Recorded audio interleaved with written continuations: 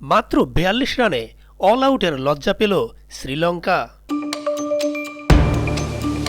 প্রিয় দর্শক, অনুরোধ রইল ভিডিওটিতে একটি লাইক দিয়ে আমাদের ইউটিউব চ্যানেলটি সাবস্ক্রাইব করে দিবেন এবং ভিডিওটি সম্পর্কে আপনার মূল্যবান মতামত কমেন্টস করে জানাবেন।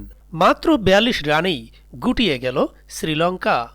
ডারবানে দক্ষিণ আফ্রিকার বিপক্ষে সিরিজের প্রথম টেস্টে মাত্র ১৩.৫ ওভারেই লন্ডভন্ড হয়ে গেছে শ্রীলঙ্কার প্রথম ইনিংস। শ্রীলঙ্কার টেস্ট ইতিহাসে এটি সর্বনিম্ন রান। একই সঙ্গে দক্ষিণ আফ্রিকার বিপক্ষেও কোনো দলের সর্বনিম্ন। আর বলের দিক থেকে শ্রীলঙ্কার ইনিংসটি টেস্ট ইতিহাসের ১৫০ বছরের ইতিহাসে দ্বিতীয় সর্বনিম্ন।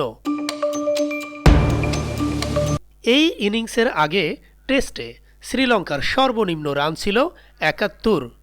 ১৯৯৪ সালে ক্যান্ডিতে পাকিস্তানের বিপক্ষে। অস্ট্রেলিয়া, ভারত, ইংল্যান্ড সহ টেস্ট খেলুড়ে ৯টি দলেরই ৫০ রানের মধ্যে অল আউট হওয়ার রেকর্ড ছিল এতদিন। বাকি ছিল টেস্টের নতুন দল আফগানিস্তান।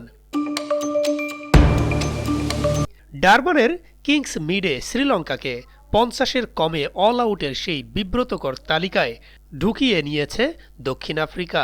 প্রোটিয়া ডানহাতি পেসার মার্কো ইয়ানসেন ৬.৫ ওভার বল করে ১৩ রানে নিয়েছেন ৭ উইকেট, যা চলতি শতাব্দীতে দক্ষিণ আফ্রিকার পেসারদের মধ্যে সেরা।